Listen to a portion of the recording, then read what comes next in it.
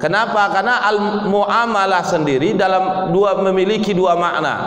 Ada makna umum, itu berkaitan dengan muta'alliqatu bi umurid dunyawiyah atau muta'alliqatu bi amrid dunyawiyah, berkaitan dengan urusan dunia.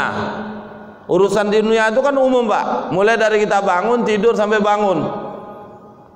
Makanya muamalah yang dimaksud bukan ini, tapi yang mau kita bahas adalah muamalah dalam makna khusus, lebih sempit mana, lebih spesifik. Itulah disebut dengan muamalah maliyah. Nah, apa muamalah maliyah ini?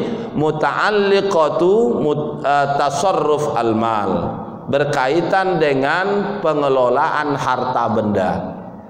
Nah, ini yang kita bahas. Maka fikih muamalah yang akan dikaji itu, dan sebagaimana dituliskan oleh para ulama, fikih muamalah maliyah itu adalah ilmu, ya, al-ilmu bi ahkamis syar'iyyah, ilmu terkait dengan hukum syariat yang amaliyah, yang praktis, ya, berkaitan dengan at-tasarruful mal, berkaitan dengan mengelola harta benda. Bismillahirrahmanirrahim. Assalamualaikum warahmatullahi wabarakatuh. Bismillah, masyaallah, la yasuqul khaira illallah. Bismillah, masyaallah, la yasrifus su'a illallah. Bismillah, masyaallah, ma kana min ni'matin faminallah. Bismillah, masyaallah, la hawla wa la quwwata illa billahil aliyyil azim. Asyhadu an la ilaha illallah wa anna Muhammadar Rasulullah. Allahumma salli ala sayyidina Muhammad wa ala ali sayyidina Muhammad. Assalamu alayka ya Rasulullah. Subhanaka la ilma lana illa ma 'allamtana innaka antal alimul hakim. Rabbi shrah li sadri wa yassir li amri wa hlul 'uqdatam min lisani yafqahu qawli. Amma ba'd.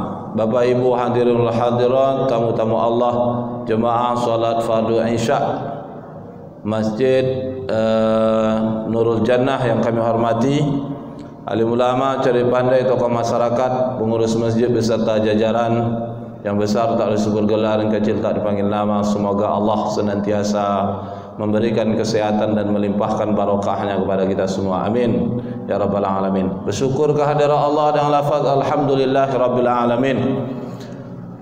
Malam ini Allah pertemukan dalam majlis yang insyaallah dimuliakan dan diberkahi oleh Allah Subhanahu wa taala. Majlis ilmu, majlis yang dikerumuni oleh para malaikat dan dicintai oleh para sahabat Nabi sallallahu alaihi wasallam. Mudah-mudahan kehadiran kita di majlis ini, setiap hembusan napas kita, setiap detik waktu yang kita korbankan dicatat hendaknya sebagai amal soleh di sisi Allah Subhanahu wa taala. Salawat dan salam dikirimkan kehariban baginda Nabi sallallahu alaihi wasallam bilafzin Allahumma salli ala sayyidina Muhammad wa ala ali sayyidina Muhammad. Assalamu alayka ya Rasulullah. Bapak Ibu yang berbahagia, sebelumnya mohon maaf kepada Bapak Ibu sekalian, bukan menggurui. Kalau malam ini kita sedikit sharing terkait dengan seputar masalah fiqhul muamalatil maliyah. Kenapa disebut fikih muamalah maliyah? Karena memang kalau bicara muamalah itu masih bersifat umum. Makanya para ulama kalau menulis kitab fikih muamalah maliyah, muamalah yang dimaksud adalah terkait harta, maka para ulama itu pasti menambahkan muamalah maliyah. Muamalah tentang harta. Nah, Bapak Ibu yang berbahagia, terkait dengan fikih muamalah ini, kalau kita pahami, ini ada dua kata yang ada di dalamnya, fikih dan muamalah. Fikih sendiri kalau kita pahami adalah secara bahasa bermakna fahmun atau al-fahmu. Fahmun bermakna pemahaman, ya, pemahaman.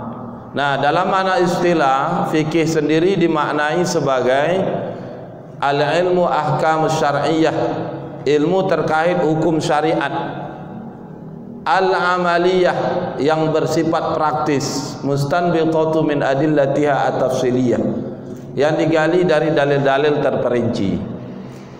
Nah, makanya fikih itu juga umum maknanya.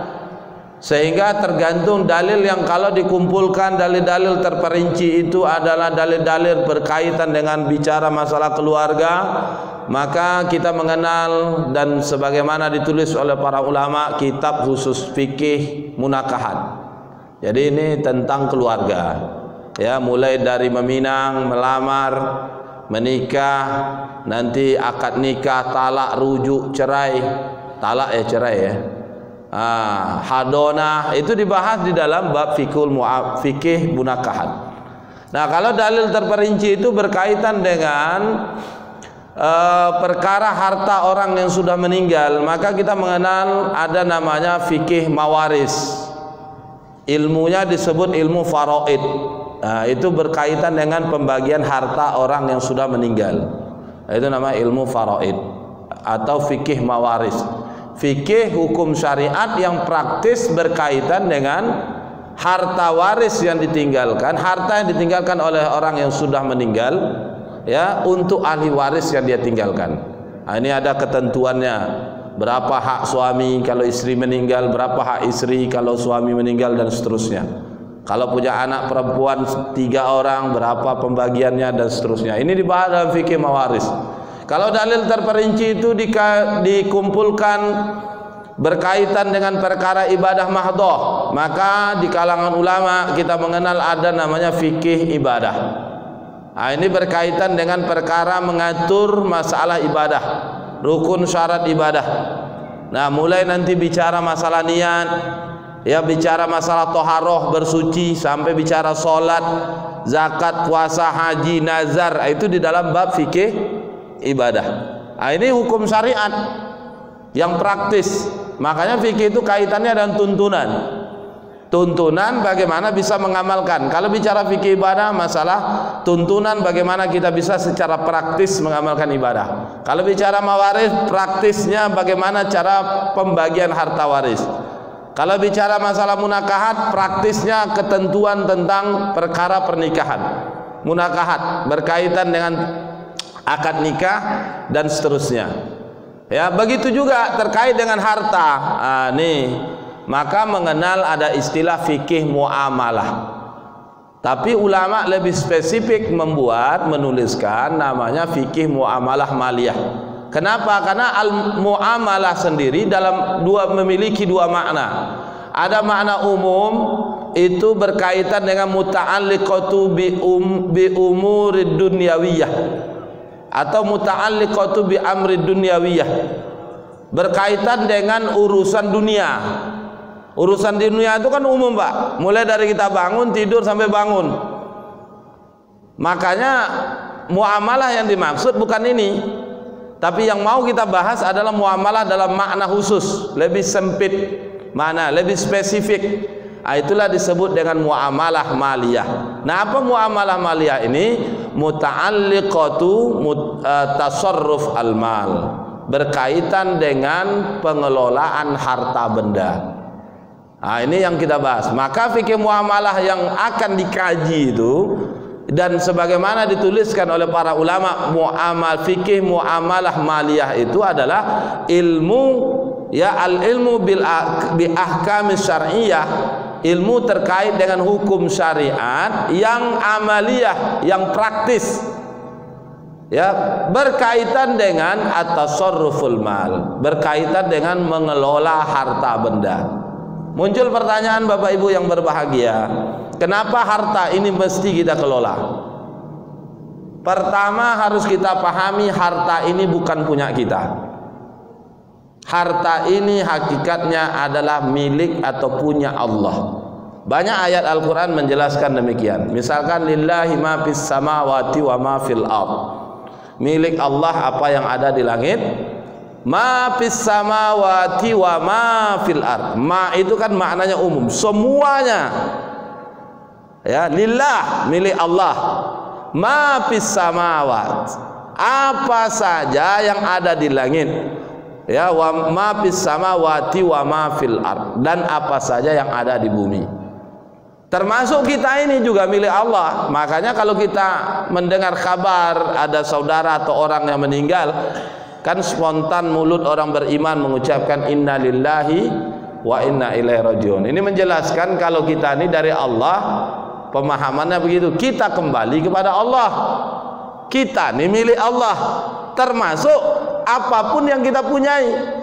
Jangankan yang kita punyai, semua yang ada di bumi ini milik Allah. Hakikat kepemilikan itu adalah Allah Subhanahu wa taala. Ya. Banyak ayat yang menjelaskan demikian. Kalau apapun yang ada di langit di bumi itu adalah kepunyaan Allah Subhanahu wa taala. Nah, lantas manusia ini perannya, bagiannya apa? Manusia ini sebagai istikhlaf, orang yang dikasih kewenangan untuk memanfaatkan. Kenapa manusia dikasih kewenangan? Karena manusia punya misi, peran, tugas yang besar Allah berikan kepadanya, yakni khalifatu fil ard, sebagai khalifah di muka bumi, pemimpin bumi, mengatur, mengelola bumi. Maka Allah kasih kewenangan. Nah, itu disebut istikhlaf. Jadi yang kita punya, yang ada sama kita ini, itu sebenarnya bukan punya kita, itu hanya dikasih izin oleh yang pemilik sebenarnya untuk kita manfaatkan. Maka dari itu ini penting, harta itu dikelola. Jangan ketika kita memiliki sesuatu, itu sesuatu yang kita miliki tidak sesuai dengan apa yang diinginkan oleh yang pemilik hakiki, yakni Allah. Nah, itu makanya harta ini dikelola. Yang kedua, Bapak Ibu yang berbahagia, harta ini menjadi penentu kita nanti di yaumil akhir. Ada hadis yang panjang yang diriwayatkan oleh Imam Ibn Hibban.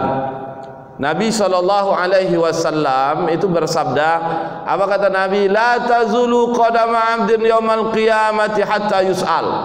La tazulu qadama 'abdin, tidak beranjak kaki seorang hamba yaumal qiyamah, di hari kiamat, hatta yus'al, sampai dia ditanya beberapa persoalan.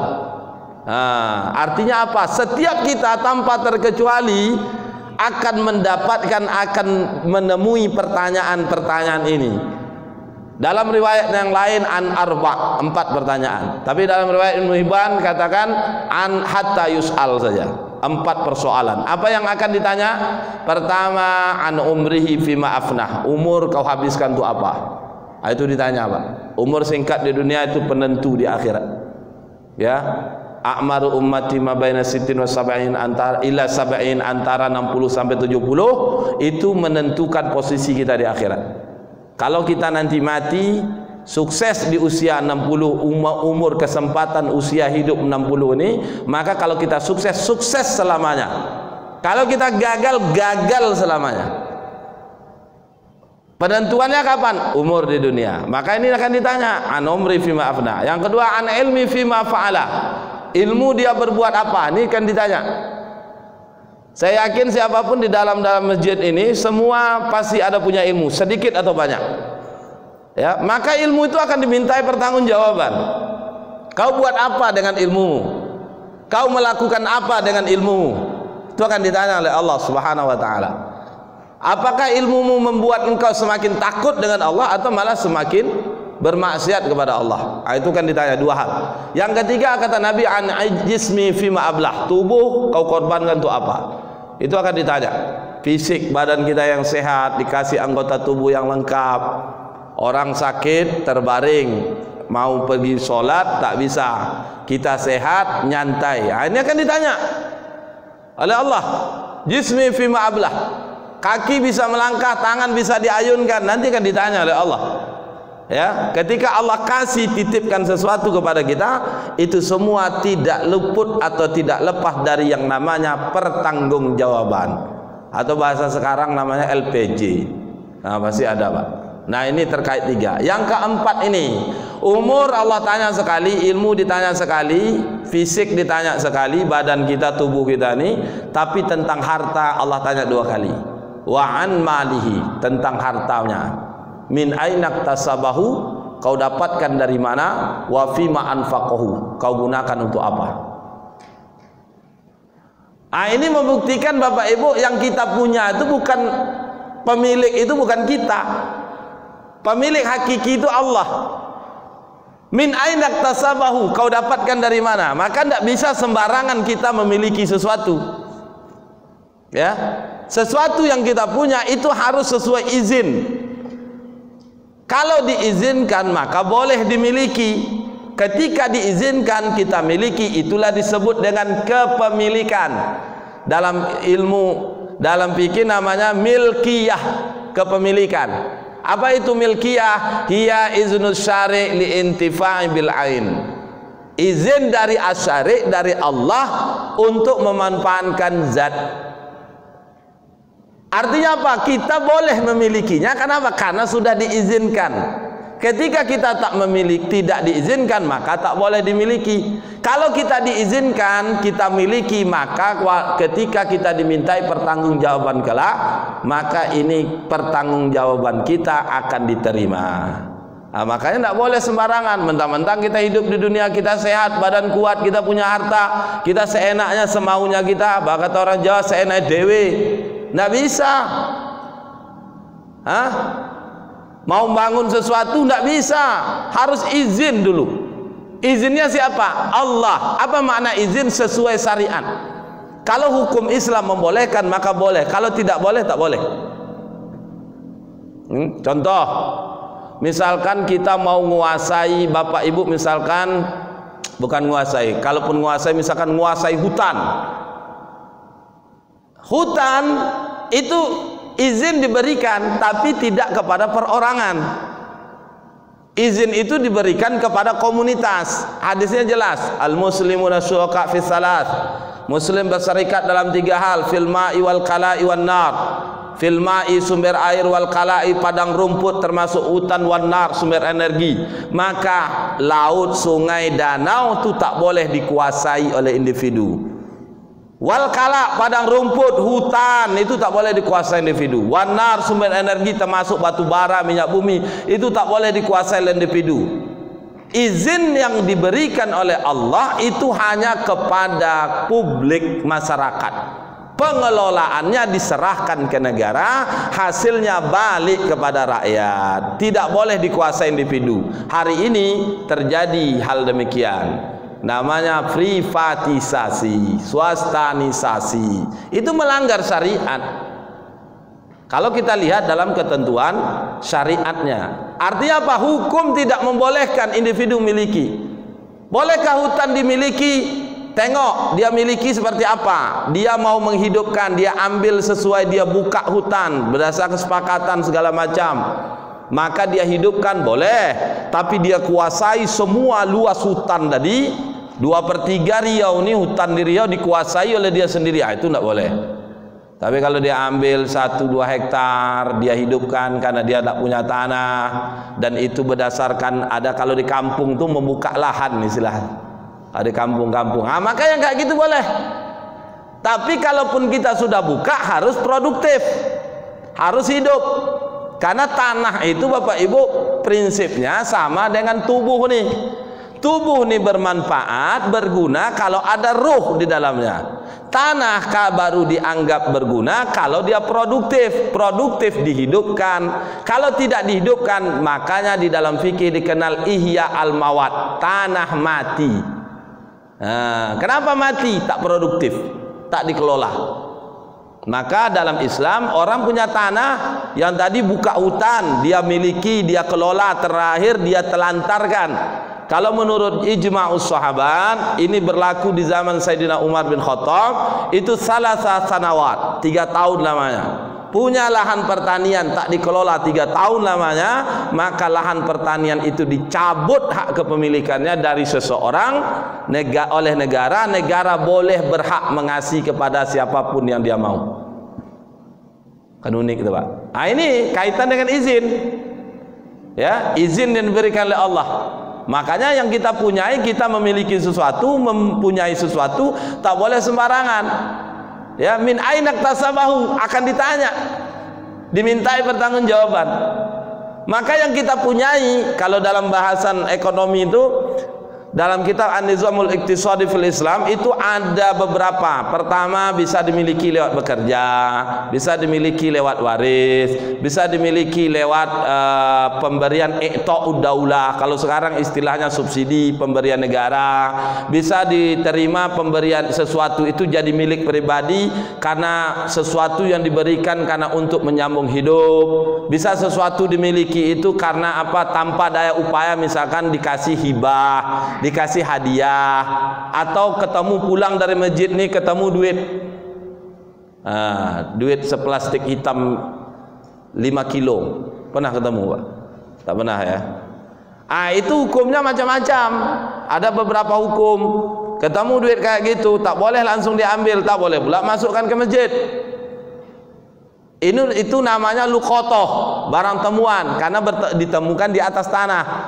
Ketemu kayak gitu boleh diambil, hukumnya wajib ketika pertama mau dibalikkan ke orangnya. Yang kedua, kita khawatir kalau tak diambil memudaratkan bagi orang sekitar, maka hukum mengambilnya wajib.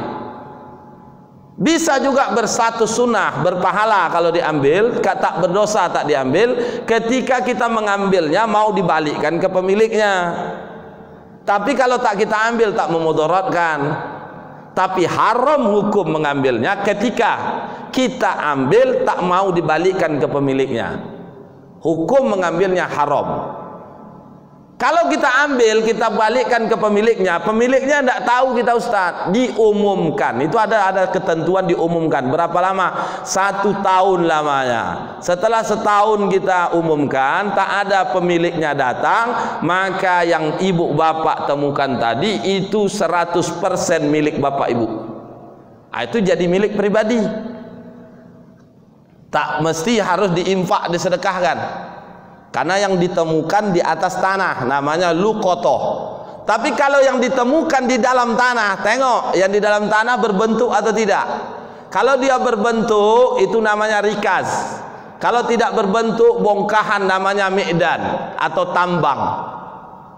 Mau mancing besok Sabtu atau Ahad pergi mancing, cari umpan, nyangkul belakang rumah, cari cacing, pas nyangkul tercangkul mas batang.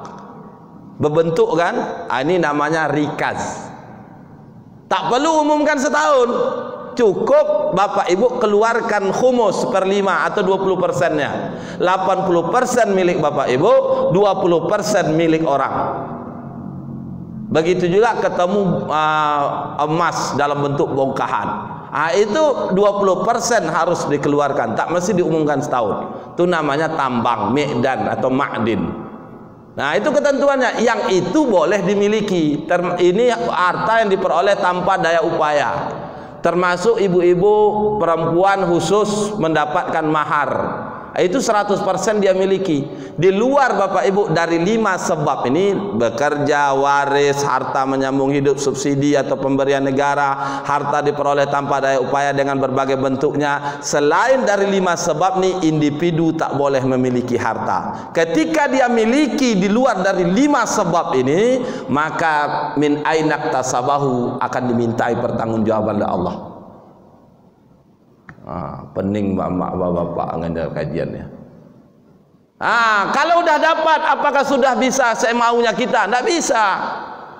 Karena ada poin kedua, nanti akan ditanya, wa fima anfaqahu, untuk apa kau gunakan, kau belanjakan untuk apa? Makanya fikih menetapkan ada skala prioritas, aulawiyat, urutan belanja. Ada belanja wajib, ada belanja sunnah, ada belanja mubah. Belanja wajib apa? Macam-macam. Untuk kebutuhan pribadi kita wajib, untuk orang yang berada di bawah tanggungan kita wajib, melaksanakan ibadah wajib. Misalkan haji bagi yang mampu itu wajib. Mengeluarkan zakat dari harta itu ibadah wajib, termasuk urusan jihad fisabilillah itu belanja wajib. Kalau tak dikeluarkan, kita mampu tak dikeluarkan, maka hukumnya haram. Ada urutan kedua, belanja sunnah, artinya dikerjakan berpahala, statusnya ditinggalkan tak berdosa. Membantu, bersedekah, infak. Ada belanja mubah namanya, status hukumnya. Boleh kita belanja dan boleh tidak. Ini contohnya belanja untuk hobi, rekreasi. Misalkan hobinya main futsal seminggu sekali, itu mubah. Belanja untuk urusan itu mubah. Rekreasi, keluarga diajak pergi keluar, refreshing, itu belanja mubah. Boleh kita gunakan dan boleh tidak. Kalau urusan mubah, timbang-timbang mana bermanfaat, mana mudarat. Maka tidak boleh belanja harta dibelanjakan untuk yang haram. Kikir tak boleh, pelit tak boleh, membelanjakan perkara mengkonsumsi yang haram itu tak boleh. Kalau kita lakukan ini, maka LPG kita nanti di hadapan Allah tertolak. Ini makanya Bapak Ibu, harta ini perlu diatur. Kenapa diatur? Karena pertama, harta itu milik Allah tadi, harus kita sadar. Ya, yang kita punya hari ini itu titipan. Yang nama titipan akan diambil oleh yang memberi titipan. Yang kedua, kenapa diatur? Harta ini nanti akan dimintai pertanggungjawaban. Dua diminta, dari mana dapat, untuk apa digunakan. Bapak Ibu yang dimuliakan oleh Allah, nanti setelah ini kita bisa sharing, ya, diskusi. Nah, poin yang selanjutnya ingin kami sampaikan terkait dengan kenapa muamalah maliyah ini dibahas. Penting dipelajari, dikaji. Pertama, karena konsekuensi dari iman. Orang beriman dituntut untuk melakukan perintah dan meninggalkan larangan. Ya, orang beriman kan gitu. Apa bukti kita beriman? Kerjakan perintah, tinggalkan larangan. Salah satu perintahnya apa? Bermuamalah sesuai Islam. Apalagi kalau Bapak Ibu pengusaha, mohon maaf, itu penting sekali. Bahkan Sayyidina Umar itu mengatakan, la yabi fi suqina, jangan kalian berjual beli di pasar kami, illa man qad tafaqqaha fid din, kecuali yang paham urusan ad-din. Urusan jual beli tadi harus paham. Kalau tidak paham apa? Akan terjerumus ke dalam riba, akan terjerumus kepada transaksi yang batil. Harta orang jadi harta kita, harta yang kita miliki jadi harta haram. Kalau harta haram berarti tak boleh kita miliki, tak jadi kepemilikan. Namun perlu diingat Bapak Ibu yang berbahagia, harta haram itu tidak sekedar zat. Ulama membagi dua. Ada haram karena zat, zatnya haram. Selama zat itu ada maka haram dia. Misalkan khamar, innamal khamru, sungguhnya khamar. Di akhir ayat fajtanibuhu, tinggalkan. Khamar itu haram karena zat. Hurimatil khamru li zatiha. Haramnya khamar itu karena zatnya. Selama zatnya ada maka khamar itu haram. Maka khamar setetes, sesendok, segelas, sebotol, setengki, sedrum itu sama aja haramnya. Cuma yang beda apa? Kadarnya. Dikit banyak. Haramnya sama. Oh, enggak apa-apa lah, kan setetes cuma. Haram. Itu haram li zatihi namanya. Haram karena zat. Tapi ada yang kedua, haram karena selain zat. Kalau haram li zati ini semua kita secara umum Islam paham. Hari ini ya, kita paham.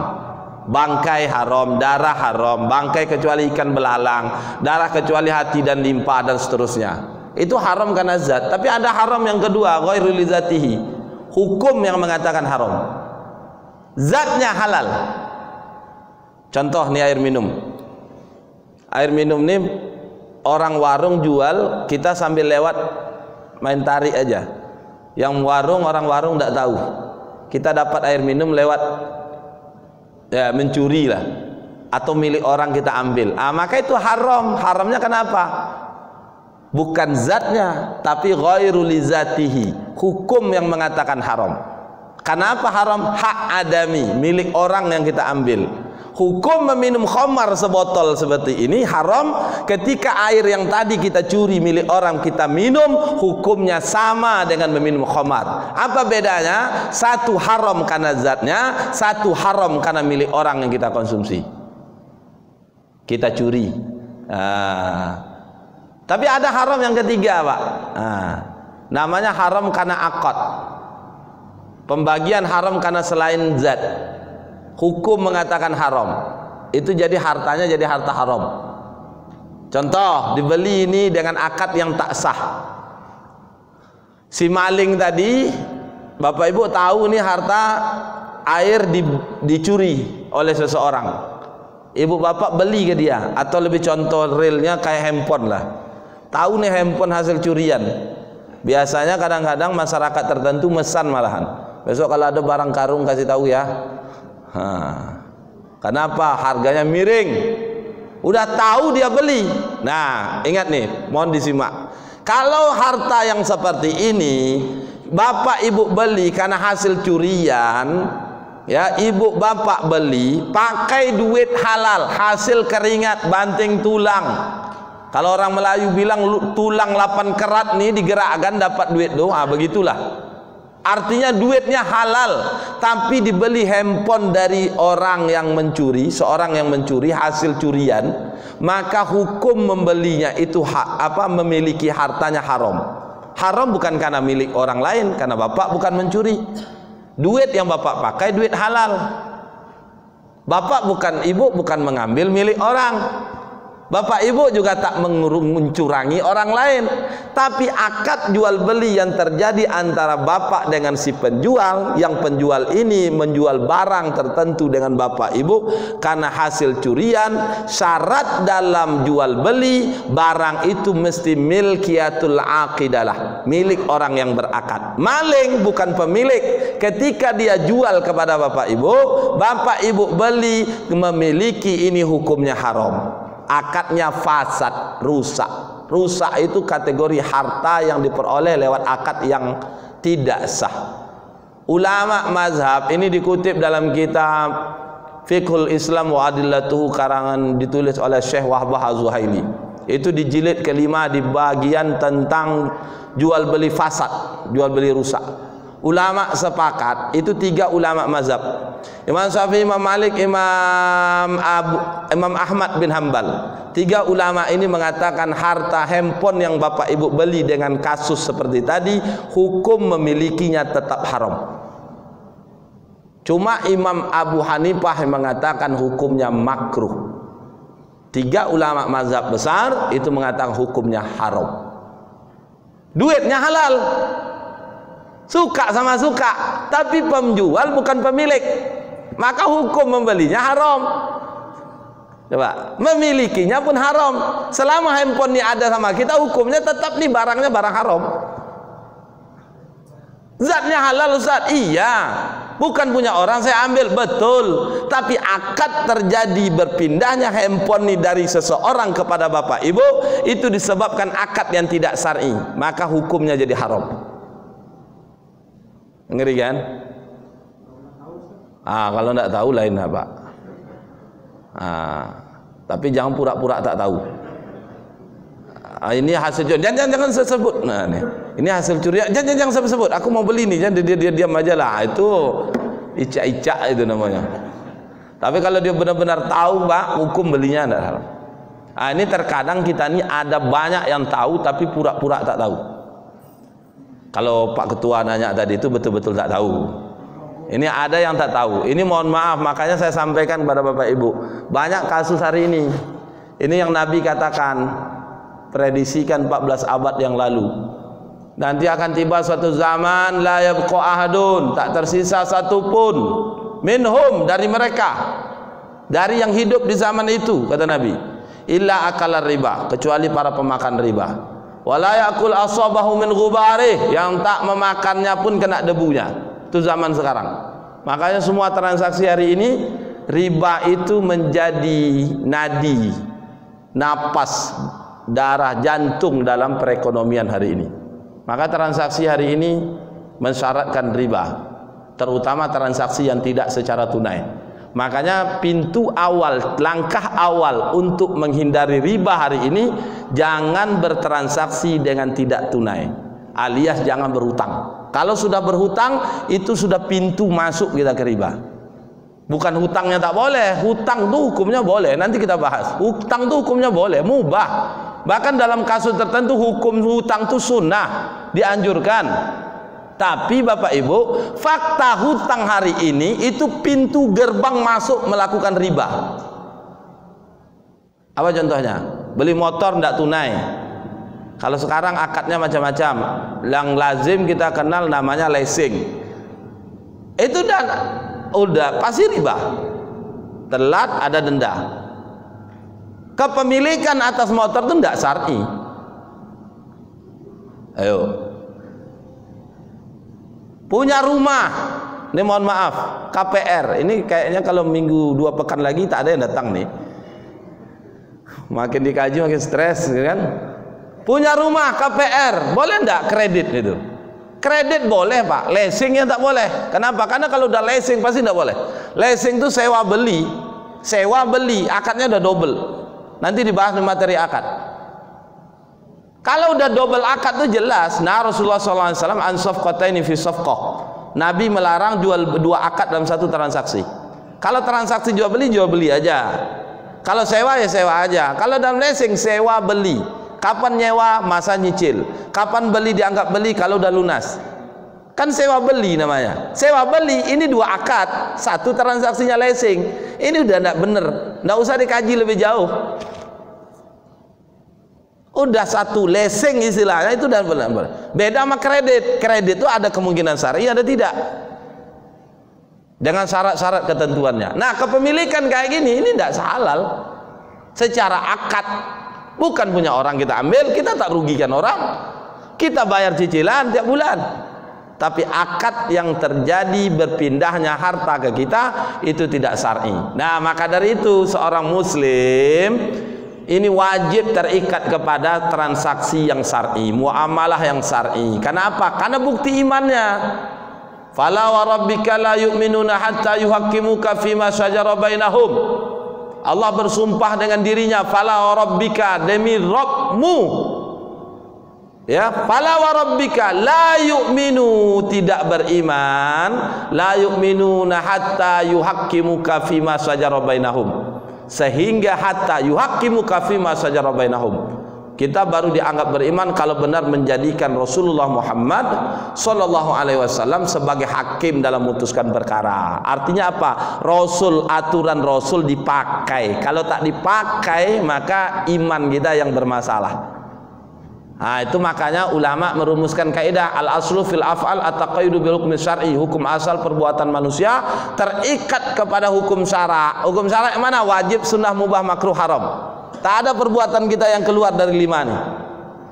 Tidur mubah, salat isya tadi wajib. Bekerja bapak besok pagi wajib. Mak-mak perempuan bekerja besok pagi ngantor dia mubah. Apa lagi? Ngurus anak bagi mak-mak wajib. Melayani suami wajib. Ada orang minta sedekah dibantu sunnah. Tidak ada yang bebas, Pak. Dipulang dari kajian sampai ke rumah dihidangkan makanan tak enak rasanya, tak lomak, makruh. Ada perbuatan yang bebas hukum nih? Tidak ada. At-taqayyudu bil hukmi syar'i, terikat. Duduknya bapak sekarang ini bisa dihukumi wajib ketika ini dipahami sebagai thalabul ilmi. Kalau diyakini sebagai dipahami sebagai thalabul ilmi, menuntut ilmu fardhu, wajib. Wajib. Maka duduknya wajib. Misalkan, maka gugurkan dosa-dosa kita. Begitu seterusnya, tidak ada perbuatan bebas, termasuk muamalah. Tak ada yang bebas hukum, semua ada hukumnya. Makanya Sayyidina Umar mengatakan jangan berjual beli di pasar kami kecuali yang paham persoalan hukum agama nih, termasuk hukum jual beli ini. Kalau tidak paham pasti melanggar apa yang diinginkan oleh Allah. Maka dari itu ini alasan pertama. Yang kedua Bapak Ibu, solusi atas semua masalah. Wa nazzalna 'alaikal kitaba tibyana likulli syai'in. Surah ke-16 surah An-Nahl ayat ke-89. Nazzalna 'alaikal kitab. Kami turunkan Al-Qur'an, Alkitab tibyanan sebagai solusi, penjelas likulli syai'in, untuk setiap masalah. Kalau syariat ini diamalkan maka akan ketemu solusi. Hari ini kenapa muncul banyak masalah khususnya dalam perkara muamalah? Karena muamalah yang islami tak dipakai. Muncul masalah. Ditambah lagi orang bermuamalah dulu baru cari tahu. Syukur kalau mencari tahu. Ini kadang tak mencari tahu, dikasih tahu ngamuk. Contoh, Bapak Ibu ada yang tidak COD, apalagi online sekarang, corona sekarang. Fakta jual beli itu Bapak Ibu secara umum ada 4. Ada jual beli langsung ketemu pembeli penjual, saling menyerahkan harta, mubadalah malun bin malin, langsung serah terima. Penjual menyerahkan barang, pembeli menyerahkan duit. Itu namanya jual bai'ul mutlak. Kalau dia pakai tawar menawar namanya bai'ul musawamah. Itu jual beli fakta pertama, hukumnya boleh, rukun syarat terpenuhi boleh. Ada yang kedua, jual beli itu pembeli penjual bertemu tapi penjual nyerahkan barang, pembeli ngansur, nunda bayar. Ini nama fakta kedua. Kalau dalam ekonomi namanya kredit, hukumnya boleh dengan syarat-syarat ketentuan. Umumnya hukumnya boleh. Ada yang ketiga, pembeli penjual ketemu ataupun berakad bertransaksi, tapi barang tak ada sama penjual, hanya saja pembeli menyerahkan duitnya cash, bersepakat barang yang mau dipesan, waktunya jelas, dikasih duitnya kontan di muka. Ini fakta ketiga, hukumnya boleh, namanya bai'us salam. Tapi ada fakta keempat, pembeli penjual berakad, dibuktikan adanya kesepakatan, sepakat terkait harga, terkait barang, tapi kedua pihak sama-sama menunda. Pembeli menunda bayar duit, penjual menunda menyerahkan barang. Maka ini fakta yang keempat, hukumnya haram. Dasarnya apa? Ada hadis Nabi, anna Nabi sallallahu alaihi wasallam naha an bai'il kali bil kali. Bahwasanya Nabi sallallahu alaihi wasallam melarang jual beli kali bil kali. Apa itu kali? Kala yaklau. Kala yaklau bermakna nasi'ah. Nasi'ah itu apa? Menunda. Pembeli menunda, penjual menunda, sama-sama menunda. Kesepakatan sudah terjadi, akad sudah terjadi, penundaan masing-masing pihak ini hukumnya haram. Ulama mengatakan itu nama jual beli dain bidain, jual beli hutang dengan hutang, hukumnya haram. Faktanya hari ini seperti apa? Ini contoh kasusnya COD. Bapak Ibu mesan barang lewat aplikasi, setuju barangnya, sistem bayarnya gimana? Pakai sistem COD. Barangnya kan tak langsung diterima karena jarak penjual dan pembeli jauh, dikirim dulu beberapa hari baru nyampe. Pembeli tak langsung transfer duit, nunda, dah di tempat baru dibayar. Nah ini sama-sama dain bidain, hukumnya haram. Tapi terjadi. Coba kalau dibilang apa pula tak boleh, kan suka sama suka. Ini Pak, sabar dulu. Jual beli itu tidak cukup suka sama suka. Transaksi itu tak cukup suka sama suka. Ada syarat yang lain yang harus kita pahami.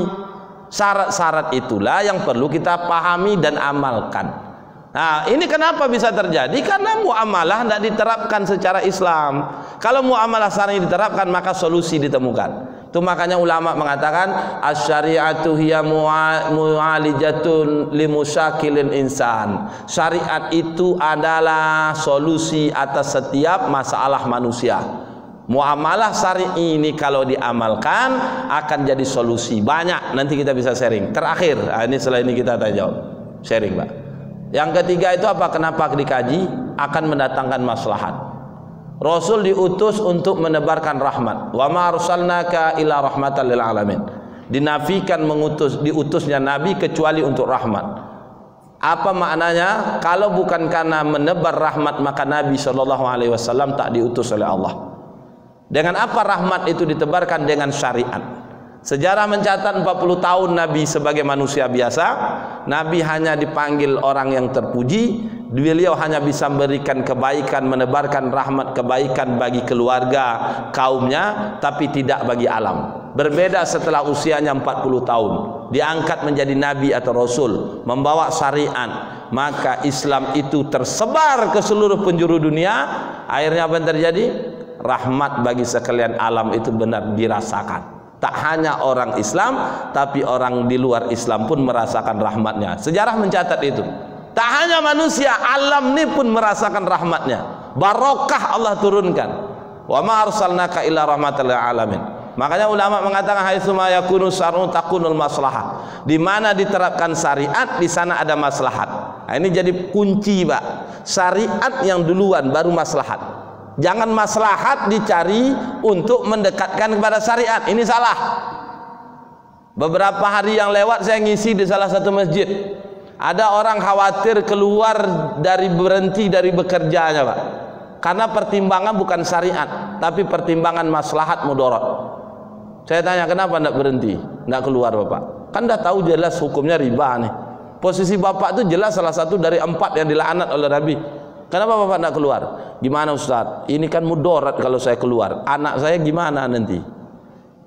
Istri saya gimana? Hidup keluarga saya gimana? Saya bawa logika dia. Itu kalau Bapak masih hidup kan kalau Bapak keluar berhenti, Bapak masih hidup, Bapak masih bisa berikhtiar, berusaha. Insya Allah dengan ketaatan Allah akan ganti yang lebih baik. Coba kita ubah logikanya. Kekhawatiran Bapak karena berhenti, tapi Bapak masih hidup bisa berusaha. Bapak khawatir dengan anak istri Bapak. Gimana kalau malam ini Bapak mati? Bagaimana nasib anak istri Bapak? Sama juga kan? Malah lebih ini, ketika kita berhenti dari meninggalkan yang haram, kita masih hidup, kita masih bisa berusaha. Coba kalau kita mati, siapa yang menjamin anak istri kita? Allah. Maka di sini hakikat rezekinya harus paham. Ar-rizqu biyadillahi wahdah. Nah, ini kan pertimbangan manfaat mudarat, Pak. Bukan pertimbangan syariat. Termasuk orang, mohon maaf, kredit KPR hari ini, itu kalau pertimbangan syariat pasti tak mau. Tapi kalau pertimbangan manfaat mudarat, itu yang terjadi. Ustadz kalau nyewa rumah orang 15 tahun, bayarnya segitu juga tiap bulan, Ustadz. Per tahun bayar, 15 tahun jadi punya kita. Tapi ini kita ngontrak kredit KPR. Nah, 15 tahun kita cicil, 15 tahun punya kita. Kan untung untuk Ustadz. Nah, ini kan pertimbangan manfaat mudarat, bukan pertimbangan halal haram. Kalau pertimbangan halal haram, yang haram tinggalkan, yang halal lakukan. Maka dari itu Bapak Ibu, dengan mentaati syariat takunul maslahah, pasti ada maslahat. Tapi kalau tidak ditaati syariat, maslahat bisa ada, bisa tidak. Andaikan maslahat itu kita peroleh ketika melanggar syariat, kebaikan maslahat malah itu bukan dianggap sebagai maslahat atau kebaikan. Maka dari itu Bapak Ibu, ini penting kita kaji, bahas muamalah ini. Ada hal yang paling penting juga, waktu yang kita habiskan untuk hidup ini banyak urusan muamalah daripada ibadah mahdoh. Sholat tuh cuma 5 menit, 10 menit. Udah lama tuh 10 menit tuh. Sehari semalam 5 waktu, Pak, 25 menit. Kalau mati Bapak umur 60 tahun, itu dikurangi 15 tahun, Pak. 15 tahun dikurangi masa prabalik, 15 kurang 60 tinggal 45. Tidur dikurang juga, rata-rata orang tidur 8 jam, sepertiganya. 15 tahun juga kurangi sepertiga dari 45, tinggal 30. Kalau 30 waktu hidup kita nih, ternyata 30 ini juga tak untuk ibadah. Banyak muamalah nih, banyak muamalah. Sholat tadi cuma 10 menit atau 5 menit ekspres, kadang ada kurang dari itu. 5 menit, 5 kali 25, 25. 25 kali 30 kali 12 kali 30 tahun, itu lebih kurang 180 hari. Kurang dari setengah tahun, Mbak, waktu yang kita gunakan untuk sholat. Waktu sholat 5 menit itu selama 30 tahun. Coba kalau malam ini kita mati, posisi kita di mana? Ibadah tak cukup, amal tak cukup, dosa menunggu. Dari mana? Dari harta yang kita peroleh, yang itu tak jelas sumbernya dari mana. Ketika kita punya, kita gunakan semaunya kita, tak sesuai tuntunan Allah. Maka dari itu, dengan memahami muamalah Islam ini, insya Allah akan terang perjalanan hidup kita. Saya kira demikian, Pak. Kalau ada yang mau sharing, persilakan. Wallahu a'lam bishawab. Assalamualaikum warahmatullahi wabarakatuh.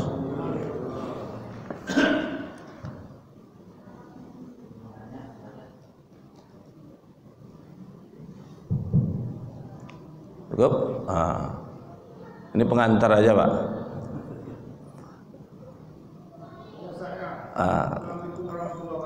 Waalaikumsalam warahmatullahi wabarakatuh.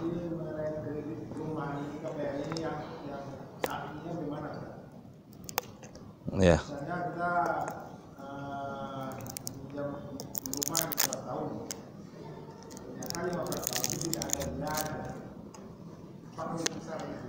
Iya. Iya Pak, sama Pak. Ada yang lain Pak? Bismillah.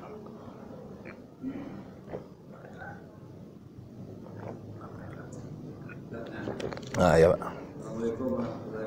Assalamualaikum warahmatullahi wabarakatuh.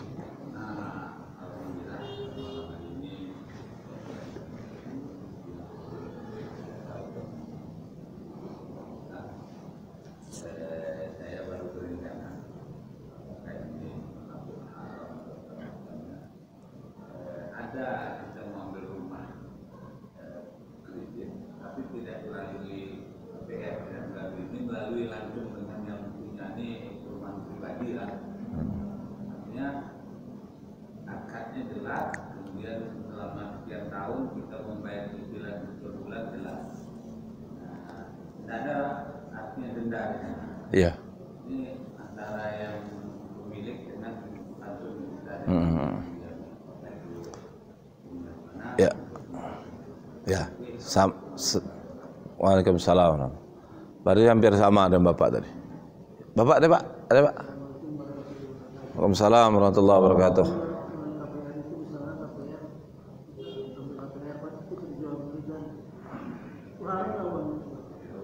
Apa Pak?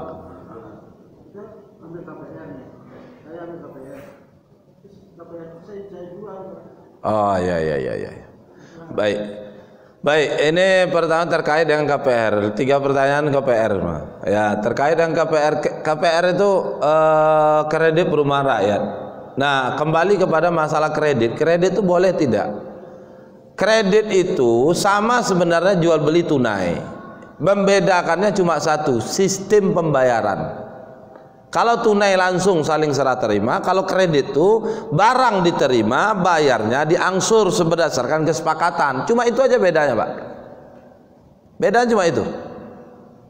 Ya, dalam ketentuan fikihnya begitu. Nah, maka dari itu kredit itu walaupun terjadi ikhtilaf beberapa pendapat ditemukan, makanya dari pendapat yang ada 3 hal kalau tidak ada dalam kredit, maka kreditnya syar'i. Pertama apa? Terkait dengan akadnya, tidak boleh multi akad. Akadnya tidak boleh double. Kalau sewa, kalau beli. Nah, makanya yang kita singgung tadi seperti leasing jelas tidak. Yang kedua, apa yang harus kita penuhi? Yang kedua, kepemilikannya harus tam, sempurna. Ya. Karena cash sama kredit sama, bedanya cuma sistem pembayaran. Maka kepemilikan atas barang yang kita kredit harus tam 100%. Apa bukti tam tidak tam? Sempurna tidak sempurna? Sempurna tidak sempurna itu bisa dilihat dari sisi barang tadi, apakah utuh diserahkan, semuanya diserahkan. Misalkan motor, mobil STNK, BPKB diserahkan tidak? Kalau iya berarti tam, at-tam, sempurna. Tapi motor dikasih, STNK dikasih, BPKB ditahan. Kapan baru dikasih? Kalau udah lunas. Berarti ini tidak at-tam, tak sempurna. Kalau gitu tak boleh ada jaminan Ustaz. Boleh, jual beli yang tidak tunai itu boleh pakai jaminan. Tidak hanya pakai jaminan, juga disunahkan untuk dicatat. Ya ayyuhalladzina amanu idza tadayantum bidainin ila ajalin musamman faktubuh. Dicatat boleh pakai jaminan. Tapi yang jadi persoalan jaminannya tidak boleh barang yang diperjualbelikan. Jaminannya mesti barang lain.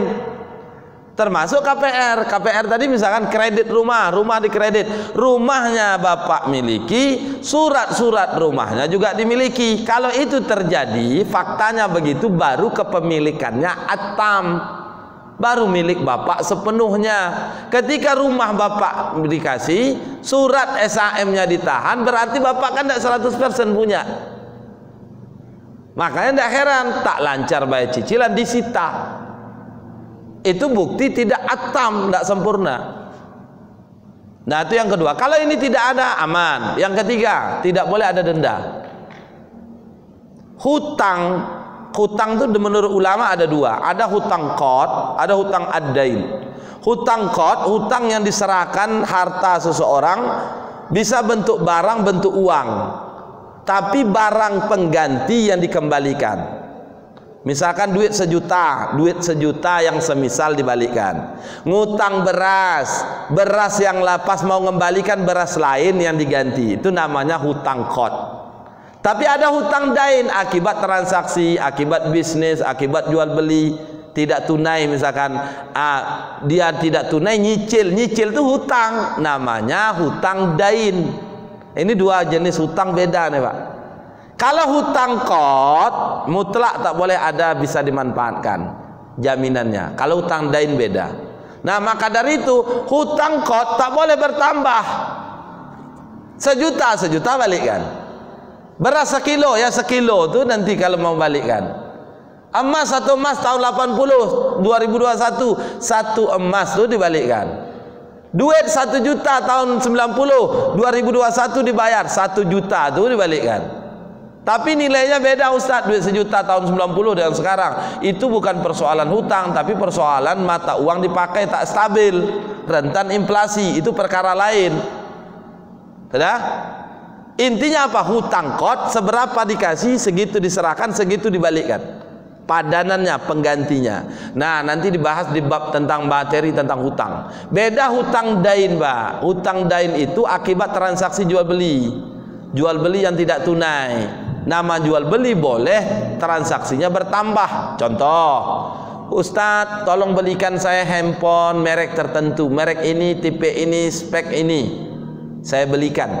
Berapa saya beli? Anggaplah harganya 2 juta. Keluarkan duit saya 2 juta.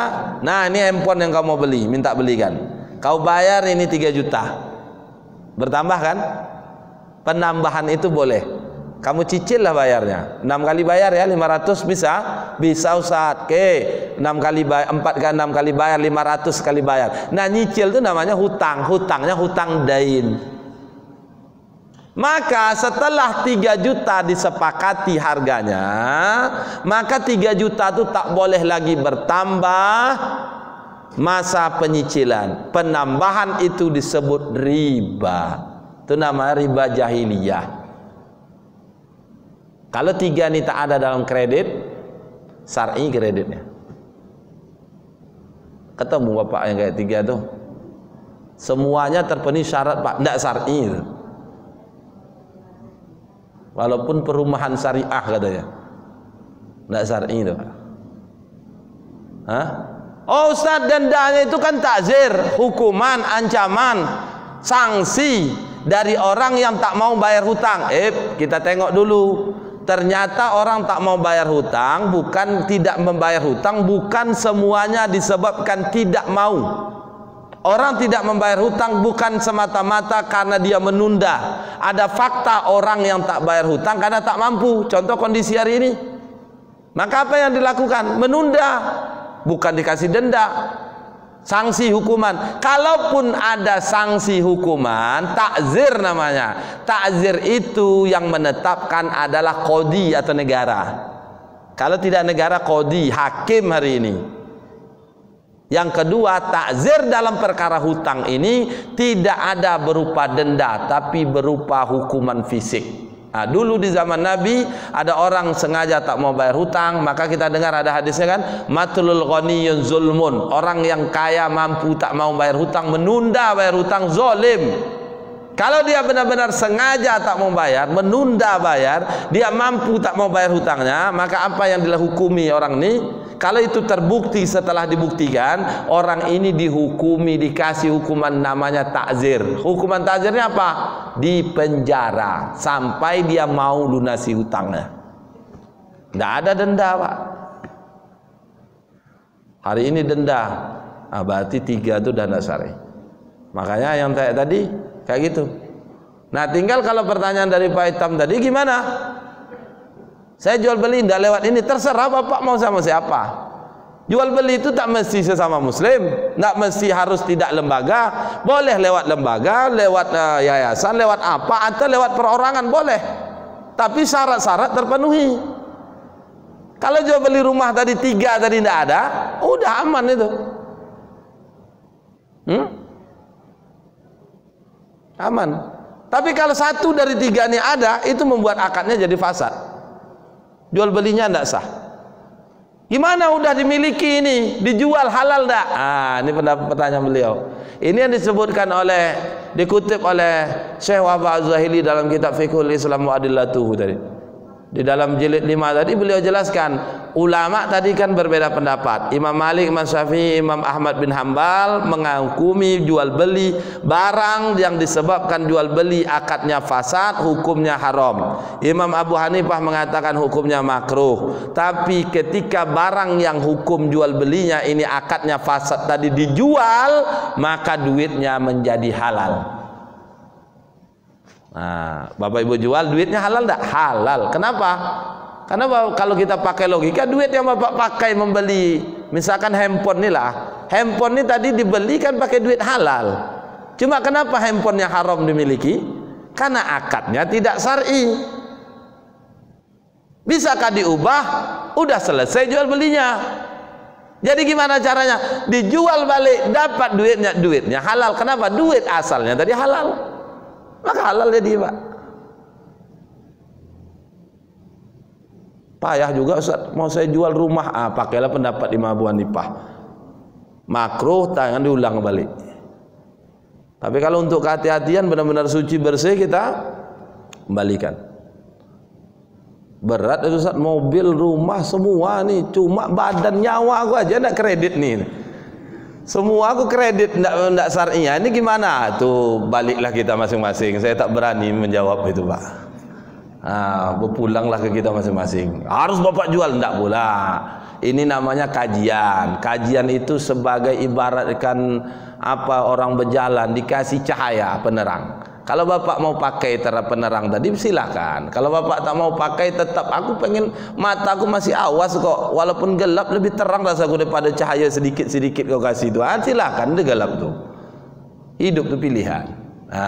Tapi yang jelasnya kayak tadi, kalau menurut ulama mazhab, kalau dijual hukumnya jadi halal. Sama hari ini Bapak Ibu miliki saham. Saham dimiliki, dibeli tak syar'i. Kenapa? Karena berdirinya PT itu tak memenuhi rukun syarat. Saham yang dari akad syirkah yang tak memenuhi syarat tadi, maka kepemilikan atas saham oleh kita, duit yang halal menjadi tidak halal kepemilikan saham itu. Nah, gimana caranya? Kalau Bapak Ibu jual kepada siapa? Tak boleh kepada muslim. Sama juga Bapak muslim tak boleh. Bapak jual ke muslim juga tak boleh. Jual ada orang non muslim di luar Islam, mereka beranggapan dalam hukum kajian ekonomi keyakinan mereka boleh, maka Bapak jual ke mereka. Nah, duit hasil penjualan tadi hukumnya halal. Hukumnya halal. Kok begitu? Ya ini. Dulu ada, tergantung akadnya. Dulu ada pernah di masa Sayyidina Umar. Di zaman Nabi juga pernah terjadi kasus demikian. Orang ahlul zimmah kafir zimmi bayar jizyah. Orang di luar Islam itu kan tinggal di wilayah kekuasaan Islam, dia boleh meyakini agamanya, dia tak pernah diusik, haknya sama dengan muslim, darah dan hartanya terjaga. Syaratnya dia mau tunduk dengan kekuasaan Islam, dan yang berikutnya apa? Bayar jizyah. Suatu ketika ada orang non muslim ahlul zimmah bayar jizyah pakai khomer, pakai khinzir, Pak, B2. Dia bayar pakai B2, pakai khomer dia bayar. Nah, ketika dibayar apa? Khomer bagi kita haram. Terakhir apa? Dia jual khomer itu, duitnya dikasih ke kita, jadi halal. Inilah kembali kepada akadnya, kembali kepada akad. Makanya harta itu pindah, Pak, itu sebab akad. Ini contoh air tadi. Ini saya tidak punya air, dari rumah saya tak bawa air, sampai di sini disediakan air. Akadnya apa nih? Bisa jadi hibah. Sedekah belum tentu bisa. Orang kaya, orang mampu tak boleh terima sedekah. Ustadz nih kadang-kadang bisa juga kaya, maka ustadz tak boleh terima sedekah kalau dia kaya. Maka air dikasih, hukum disedekahkan, tak boleh. Ya, tidak boleh, tidak ada sedekah kepada orang kaya. Nah, maka kemungkinan ini hibah. Hibah boleh, boleh. Orang miskin ke orang kaya boleh ngasih hibah. Orang yang tak mampu, fakir miskin, memberi hadiah kepada orang kaya boleh. Maka hibah. Tadi saya tidak punya, di sana bisa punya air. Kenapa? Akad. Akadnya apa? Hibah. Bisa jadi beberapa waktu sebelumnya pengurus masjid sebelum menyediakan air ke sini, ini kan air dibeli dari grosir, dari warung, dari kedai. Air ini kan tak diproduksi oleh Masjid Nurul Jannah, tapi dibeli, datang dari kedai, dibeli. Akad jual belilah mengakibatkan berpindah dari kedai, dari grosir ke pengurus. Kalau tidak jual beli tidak bisa. Oh, bisa jadi orang grosir, orang warung bersedekah sekian karton air minuman, berarti akadnya apa? Karena sedekah. Semua ada sebab. Tidak boleh harta berpindah tanpa sebab. Sebabnya apa? Akad. Maka tengok akadnya, Pak. Akad terjadinya seperti apa? Seorang ayah dapat uang dengan jalan riba, berarti akad terjadi mendapatkan uangnya haram. Tapi seorang anak dapat uang dari ayahnya,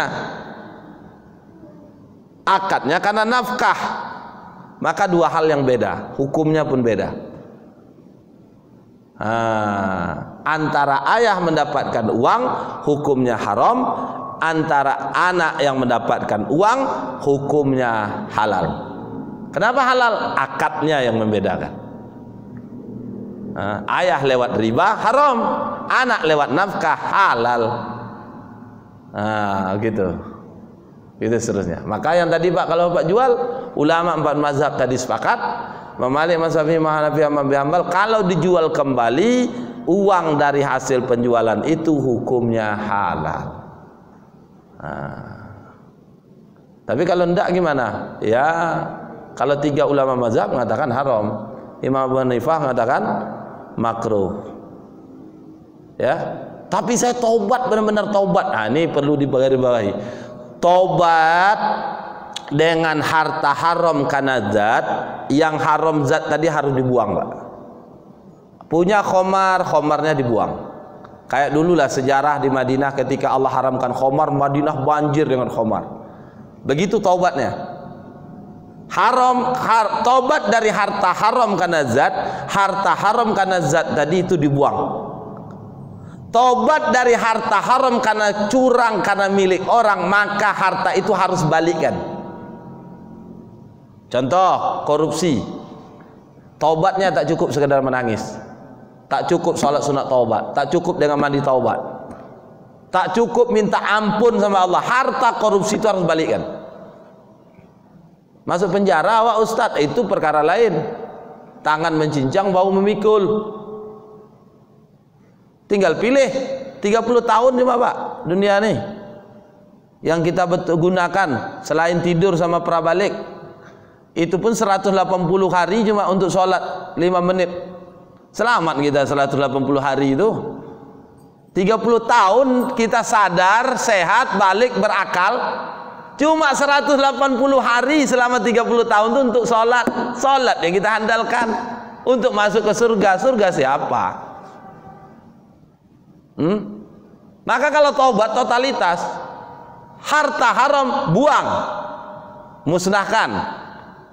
Kalau khomar buang, kalau dua tadi buang, kalau haram karena zat bangkai buang, jauhkan. Tapi haramnya karena milik orang balikkan.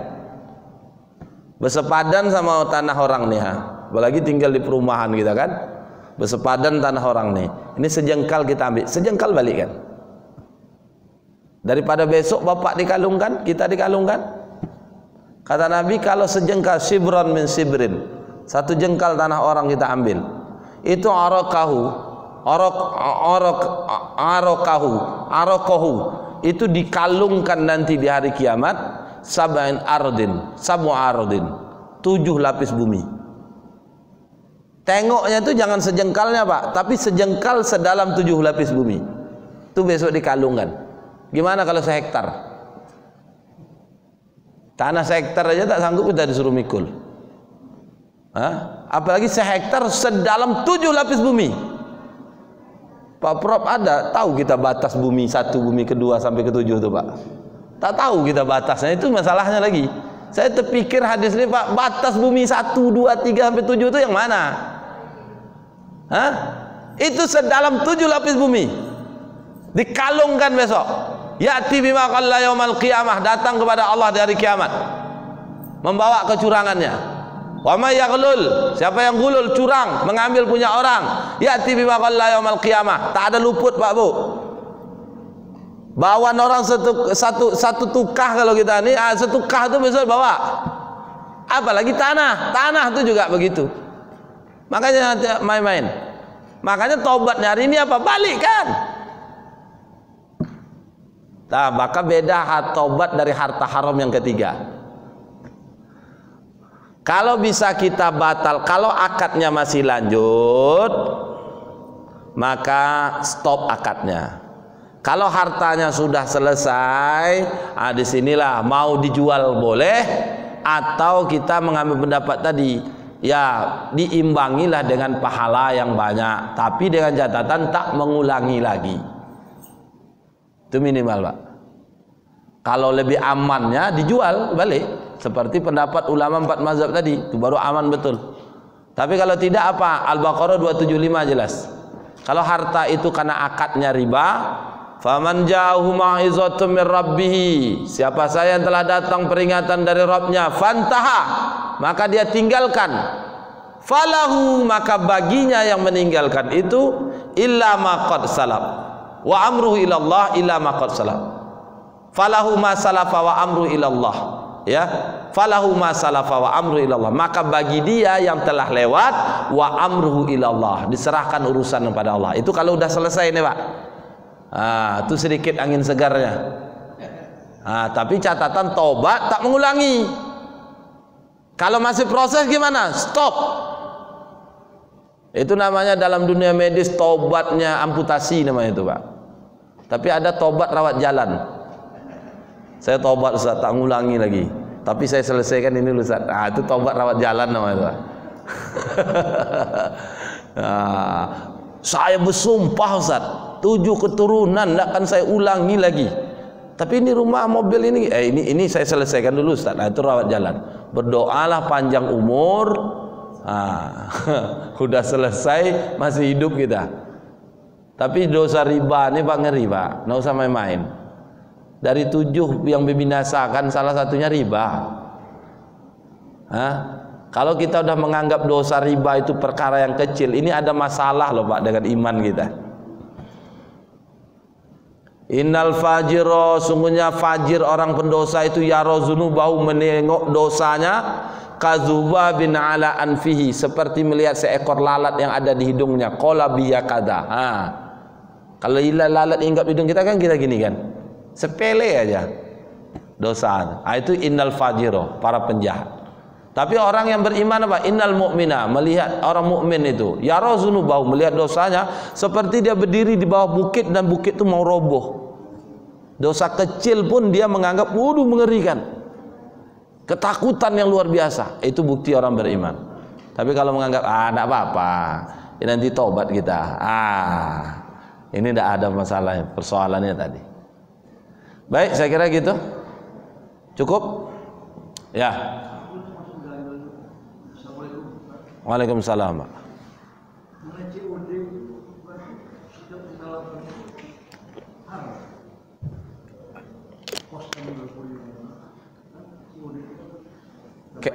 Iya. Iya. Makanya amannya Pak, kalau transaksi online seperti itu, kasusnya itu kan kalau Bapak tanya COD tadi, COD itu kan satu contoh kasus jual beli menunda. Pembeli penjual sama-sama menunda. Contohnya kalau hari ini itu nama cash on delivery, COD sekarang itu. Ada contoh lain macam-macam banyak. Ya, maka faktanya seperti itu apa? Hukumnya haram. Makanya transaksi online hari ini jangan memilih COD, pilih transfer. Jadi Bapak setuju barangnya mau dibeli, transfer duitnya. Barangnya nanti datang, boleh yang seperti itu. Tapi kalau Bapak sepakat dengan penjual, barangnya nanti 3 hari nyampe, setelah nyampe sama Bapak baru dibayar, COD tadilah contohnya, ini masuk kategori jual beli adain bidain, hutang dengan hutang, hukumnya haram gitu. Jadi kalau akadnya haram tadi, tidak sah tadi, ya tak sahnya fasad. Tak sah tadi, maka objeknya jadi tak halal. Gimana yang banyak nih panci beli kayak gitu juga Ustaz. Nah itulah dia. Beli panci online. Gimana caranya? Banyaklah sedekah. Banyak sedekah. Duh.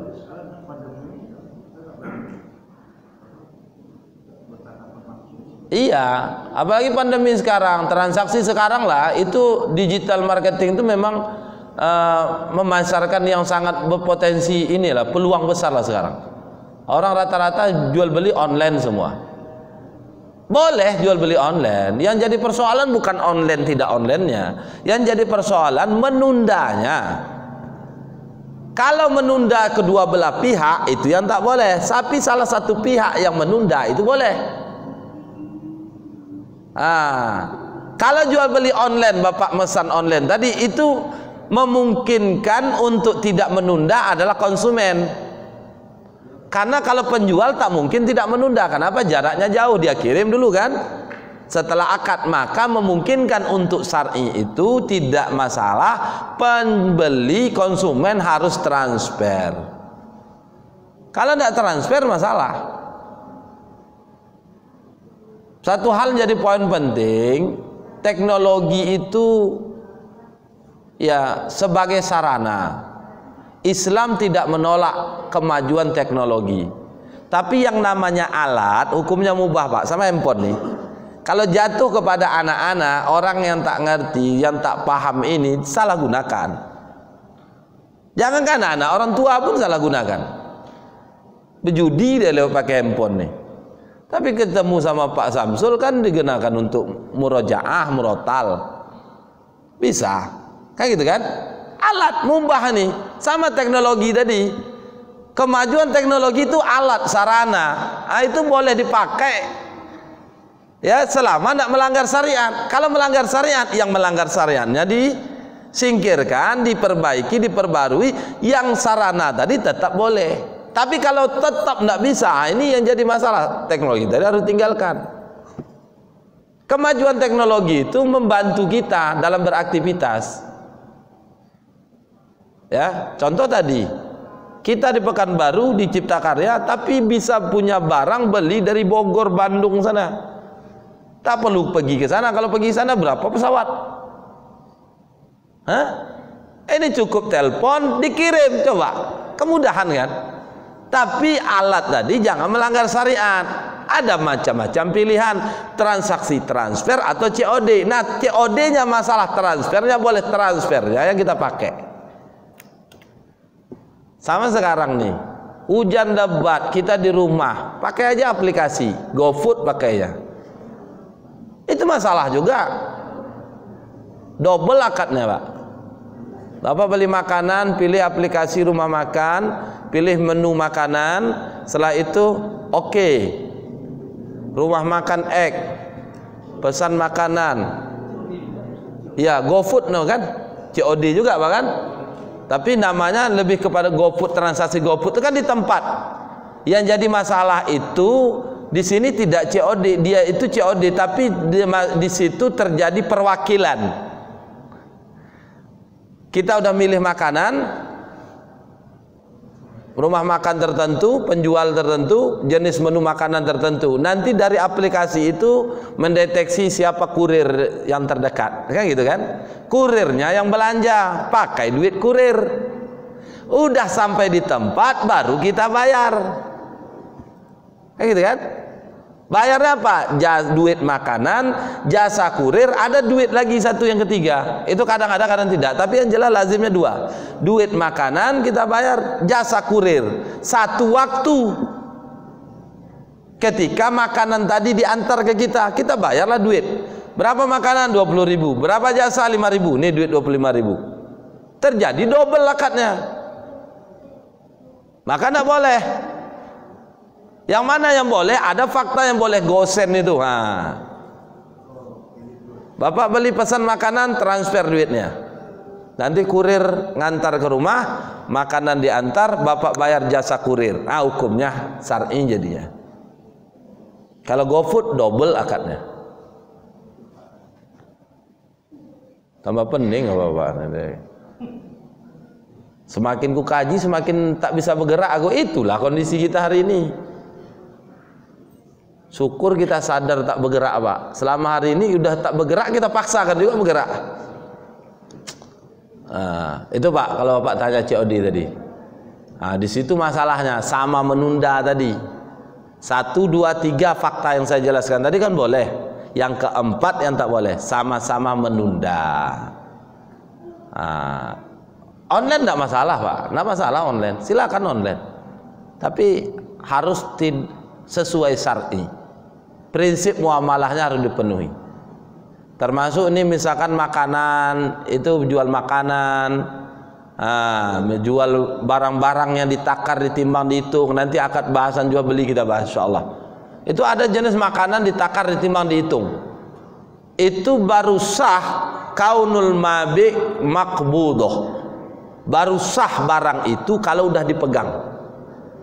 Contoh, jual parfum online, Bapak pasarkan di media sosial. Parfum ini didatangkan dari Medan, misalkan nih, suppliernya orang Medan. Dari Medan itu dikirim ke Pekanbaru, ke Cipta Karya. Ternyata karena Bapak online, ada konsumen yang order, tempat tinggalnya di Duri. Hah? Bapak pesan parfum dari Medan tadi, kirim ke Duri. Bapak bayar, itu tidak boleh. Karena syarat barang ditakar, ditimbang, dihitung, termasuk sejenis parfum tadi, makanan, itu walaupun kita sudah bersepakat, kita sudah bayar, baru 100% kita miliki ketika barang itu kita terima. Maka parfum tadi dari Medan turun mampir ke Duri, tidak ke Pekanbaru dulu, itu secara hukum tidak sah. Cuma kan tidak efektif, efisien kan, ongkirnya pun bertambah kan bagus dari Medan, itu rasa kita bagus, ekonomi mengatakan sah. Tapi secara hukum muamalah dalam jual beli itu tak boleh. Kepemilikan Bapak Ibu itu belum sempurna 100%. Berbeda kasusnya kalau Bapak Ibu itu sebagai dropshipper, dropshipping transaksinya, wakil orang di sana. Di mana bedanya? Kalau posisi Bapak itu sebagai maklar, perantara aja, Bapak nanti dapat fee menjualkan barang orang. Nah, itu boleh tak kita miliki barangnya. Dari Medan langsung ke sana, tapi pengirim harus nama orang Medan, supplier, bukan nama kita. Boleh tak ke sini, ke Pekanbaru, dari Medan langsung ke Duri tadi. Tapi kalau Bapak sebagai reseller, di mana taunya reseller sama dropshipper? Dari harga. Kalau dropshipper harga supplier, dia cuma dapat fee dari harga penjualan, fee dari penjualan. Tapi kalau reseller, dia menentukan harga. Kalau dia menentukan harga, barang ditakar, ditimbang, dihitung, itu mesti dia terima dulu, baru boleh dia jual ke orang lain. Kalau belum dia terima dulu, ini kepemilikannya belum sempurna. Kaunul mabi maqbudoh. Barang yang itu harus boleh dijual adalah barang yang sudah dipegang. Barang apa? Barang ditakar, ditimbang, dihitung. Beda kalau beli mobil, beda kalau beli tanah. Lewat jalan-jalan nampak harga tanah murah, telepon, berapa? Oh, kamu yang punya, iya. Berapa harga gini, dah sepakat harganya, aku transfer duitnya, oke. Surat belum terima nih, tapi udah bersepakat, udah terjadi pula transaksi jual, diserahkan, surat belum Bapak Ibu terima. Ternyata dalam perjalanan ke rumah ada yang nelpon, bisa bantu, ada yang jual tanah murah ini, berapa mau target ini, cocok harga tanah, surat belum Bapak Ibu terima. Hukumnya boleh. Kenapa? Karena tanah bukan barang ditakar, ditimbang, dihitung. Termasuk mobil, termasuk motor, kipas angin, rumah, itu boleh seperti tadi. Tapi kalau barang-barang yang tadi itu tak sah, tak boleh. Walau sudah terjadi akad, baru sah kalau barangnya kita terima. Termasuk ini minuman. baru kita terima, baru 100% baru sah dijual balik. Kalau tengah jalan dalam proses pengiriman, tengah jalan turun di pinggir jalan dijual, hukumnya oleh kita belum terima, hukumnya tak sah. Maka online itu tak masalah, Pak. Baik. Ada lagi, Pak?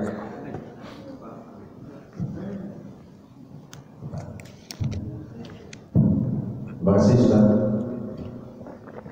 Sudah banyak kita dengar pemaparan tadi masalah jual beli, kemudian yang lain juga.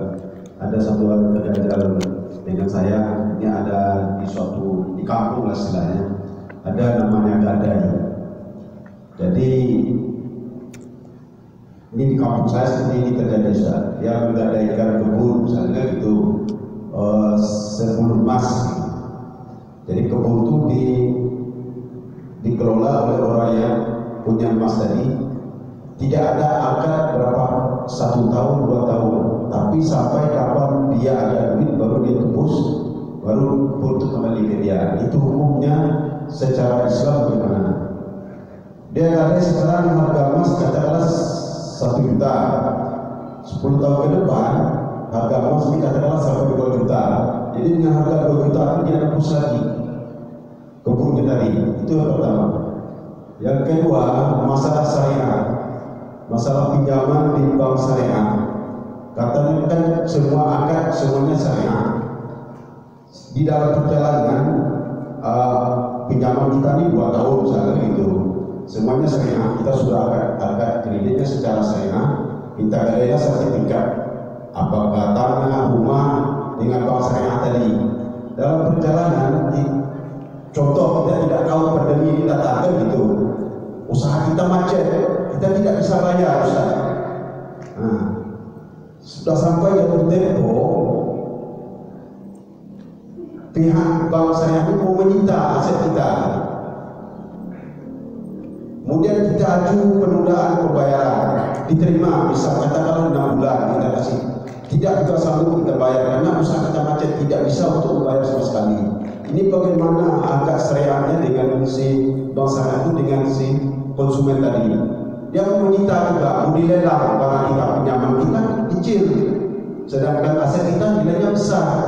Dia mau lelang, lelang katanya berapa dia orang harga tertinggi dia lelang, jadi dijualnya. Dikembalikan uang kita, uang dia diambil. Contoh, misalnya harga rumah kita 1M, kita pinjam duit 100 juta. Kita tidak sanggup bayar karena pandemi ini. Karena jatuh tempo kita aju pelunas, dia terima 6 bulan. Sampai 6 bulan kita juga tidak sanggup. Lalu dia berhak melelang ke rumah kita ini. Katakan rumah kita ini dilelangnya, kalau menurut imparsial, rumah kita senilai 1 miliar, pinjaman kita 100 juta. Kemudian dilelangnya rumah kita ini, ada orang nawar rumah kita ini 500 juta. Dilelang, dijual, berhak dia menjual itu. Ambil dia uang dia uang 1 juta, kembalikan ke kita 400 juta. Ini hukumnya bagaimana syariah seperti ini, Pak Ustaz? Terima kasih. Ya, Pak Haji deh. Ya. Pertama tentang pegang gadai. Gadai itu sebenarnya sama dengan qard, hutang qard. Cuma bedanya karena ada agunan. Kalau dia tidak pakai agunan, itu namanya hutang. Kalau pakai agunan, jaminan, itu namanya gadai. Nah, lazimnya di masyarakat tertentu ada istilah pegang gadai. Jaminan dipegang sampai hutangnya lunas. Pinjam duit 10 juta. Kalau duit, kadang emas, 1 emas, jaminkan kebun sawit. Selama 1 emas belum lunas, duit 1 atau duit 10 juta belum dilunasi, kebun sawit dipegang oleh yang punya, yang ngasih hutang. Secara gadai boleh, tapi yang tidak boleh di mana? Ketika dipegang itu hasilnya dia yang ambil, itu yang tidak boleh. Itu jadi riba. Fakta yang itu jadi riba. Dia ambil untuk keuntungan dia, itu jadi riba. Misalkan tadi kan hasil sawit misalkan sebulan 1 juta.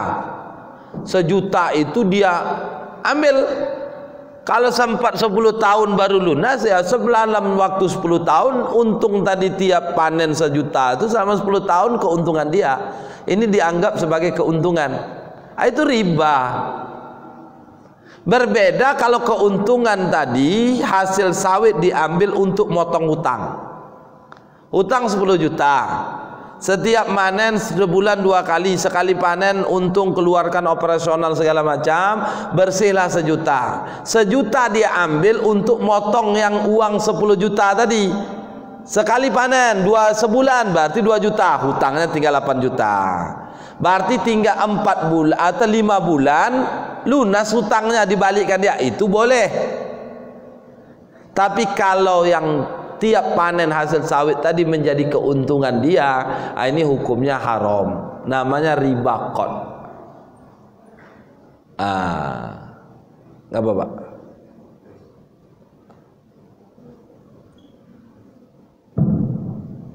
Oke, nggak paham Ustaz. Jadi berarti itu hukumnya riba ya. Di kampung itu kan ada sebetulnya sawah gitu kan.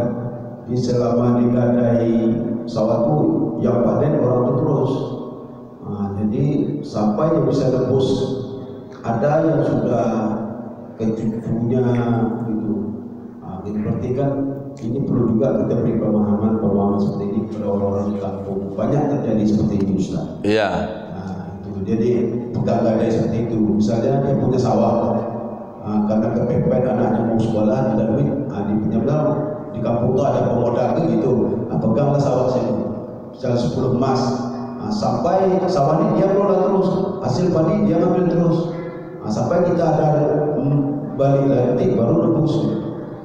Itu terjadi di riba tuh Pak. Jelas tuh riba. Yang anehnya lagi gini, kadang Bapak punya sawah, ngutang ke saya, atau saya ngutang ke saya misalkan 10 juta gadai sawahnya. Bapak pekerjaan tidak ada, cuma itu pekerjaan Bapak. Sawah ini selama duit 10 juta belum Bapak lunasi, Bapak sawah ini saya yang dapat hasil. Kalau saya sewa saya dapat hasil. Bapak tadi tak ada juga pekerjaan, cuma sawah itulah handalannya. Bapak sewa balik tanah Bapak itu, kan aneh itu kadang. Kan terjadi kayak gitu kan? Kan aneh. Tapi intinya itu transaksinya riba. Nama riba qad namanya Pak. Keuntungan diambil kayak gitu jadi riba. Haram hukumnya. Maka gimana, udah anak cucu nih, udah balikkan aja. Balikkan, kalau bisa dibalikkan, apalagi tidak masuk juga logikanya kan. Utangnya tahun 80 dulu 50.000 utangnya, kalau duit misalkan. Duit dikasih 50.000, gadainya kebun cengkehnya. Sekarang duit 50.000 untuk apa? Tak sebanding. Tak boleh dilebihkan Pak, dikonversi kondisi sekarang tak boleh. Tak boleh riba. Beda kalau status emas. Karena hutang itu apa yang dikasih itu yang dibalikkan padanannya. Kalau duit 10 juta, 15.000 tahun 70 dulu, 15.000 kan besar itu. 15.000. Sekarang 2021 tetap 15.000. Sama halnya dengan 1 emas tahun 70 dibayar sekarang ini tetap bayarnya 1 emas, walaupun harga emas itu udah jauh beda. Yang jadi patokan bukan harganya, tapi emas yang dia utangi apa. Barang yang dia utangi itu emas, maka balikkan emas. Yang dia hutangi duit berapa? 15.000, ya balikkan 15.000. Gitu. Mungkin kalau kasus yang utang tahun 70 lu kecil kali duitnya sekarang. Kalau duit yang dikasih, udah balikkan aja lah. Ya. Kalau dia dalam bentuk emas, balikkan emas tadi. Siapa yang ini nih, balikkan. Kalau tidak, sebab susah kan. Bapak miliki juga tidak bisa. Harga emas tahun 70, saya 100 emas, dia gadaikan sawah 100 emas tahun 70. Dia bayar harga 100 emas sekarang kan besar. Ya tetap Pak, yang jadi persoalan bukan harganya. Yang jadi persoalan apa yang dia hutangi barangnya. Kalau yang dia hutangi 1 emas, maka balikkan hari ini 1 emas. Tidak boleh Bapak balikkan uang senilai emas, itu tak boleh. Nanti terjadi selisih, jadi riba jadi. Misalkan dia ngutang tahun 70 1 emas. Harganya anggaplah waktu itu 500 rupiah. 500 rupiah misalkan waktu itu. Sekarang tuh satu emas udah 2 juta lebih. Dia tanya ke toko emas, berapa emas sekarang? 2.450.000. Aku mau bayar hutang nih, duit aku tidak sempat beli emas. Ini aku tanya nih, harga emas 2.450.000. Ini duit 2.450.000. Itu bisa jadi riba. Kok jadi riba? Karena ketika dia mau hutang emas kemarin harganya tak setuju 2.450.000. Maka amannya dia harus balikkan 1 emas. Karena dulu dia berhutang 1 emas, balikkan semas. Jangan balikkan dikonversikan ke uang. Sama juga kadang-kadang orang itu pun mikir-mikir untung rugi, jadi buruk kadang. Untung rugi dipikirnya, Pak. Contohnya apa? Minjam duit, boleh. Berapa minjam? 2,5 juta. Kita konversikan ke emas ya. 2,5 juta nih. Ini nilainya seemas nih. Itu tak boleh. Tetap 2,5 juta. Kenapa? Karena yang dia kasih duit. Kecuali yang dia serahkan emas, maka emas itu yang balik. Gitu, Pak. Nah, yang kedua kasus tadi tentang ngutang gadaikan ke lembaga keuangan syariah, digadaikan rumah. Tapi dengan kondisi pandemi ini tidak mungkin bayar karena masalah ekonomi segala macam. Akhirnya rumah tadi yang dijadikan agunan jaminan dilelang. Gimana hukumnya ini? Pertama, sebelum kita bahas pelelangan, dibahas dulu akad utang Bapak tadi. Lelang ini efek nih, karena Anda tak mampu bayar. Dulu harus dikaji dulu, kenapa Bapak utang nih? Utang Bapak ngutang apa? Utang uang. Misalkan kalau utang uang kelebihan jadi riba walaupun administrasi, Pak. Oh, mau belikan barang minjam uang untuk tertentu. Nah, itu jelas riba. Tentu di syariah enggak kayak gitu. Tapi intinya apa? Akad ngutang tadi itu harus dikaji dulu, syar'i enggak? Boleh enggak? Selanjutnya baru kasus pelelangannya. Kasus pelelangannya ketika Bapak tak mampu bayar ditangguhkan. Bapak tak mampu bayar lagi ditangguhkan. Tak mampu bayar juga di reschedule utangnya. Tak mampu juga bayar, dudukkan. Apa solusinya nih? Agunanmu ada, jaminanmu ada. Dijual lah. Boleh. Tapi yang keinginan menjual itu Bapak, bukan saya. Bapak ngutang ke saya yang maksa. Saya jual nih. Itu nama sita. Bapak belum tentu mau beli, jual. Ya kan? Jangan-jangan ada aset lain yang mau Bapak jual. Tak mau tahu. Ini disita. Itu yang tak boleh. Kalaupun dijual harus sesuai harga pasar. Contoh, saya ngutang ke Bapak tadi. Saya jaminkan rumah. Udah? Saya tak mampu bayar lagi, Pak. Saya ngaku, nyerahlah saya. Gimana, Pak? Saya aset saya nilai dijual. Tapi dijual sesuai harga pasar. Hutang saya ke Bapak 100 juta. Rumah saya harganya 1 miliar. Yang penting Bapak jangan berpikir hutang Bapak aja yang lunas. Yang terjadi hari ini kan kayak gitu. Yang penting tunggakan tanggung kewajiban saya ini selesai. Perkara ini harga pasar sesuai pasar atau tidak tak jadi persoalan. Akhirnya Pak, tambah lagi main sita. Disita, dipaksa, ini jual, dilelang lah ceritanya. Ini tidak boleh. Maka keinginan jual itu Bapak. Yang kedua sesuai harga pasar. Kelebihan balikkan. Makanya harus datang dari Bapak sendiri. Menjualnya tidak boleh disita. Kalau disita itu nama paksaan, akadnya jadi pasar. Itu makanya hati-hati ketika Bapak Ibu membeli harta lelang seperti ini. Bapak tadi punya rumah, dipaksa, disita lah, dilelang. Maka saya mau beli rumah. Saya beli dengan pelelangan ini harus izin Bapak dulu, ridho Bapak dulu. Karena kalau Bapak tak ridho dengan harga tadi, akad jual belinya fasad. Oh, Pak, ngeri ini, Pak.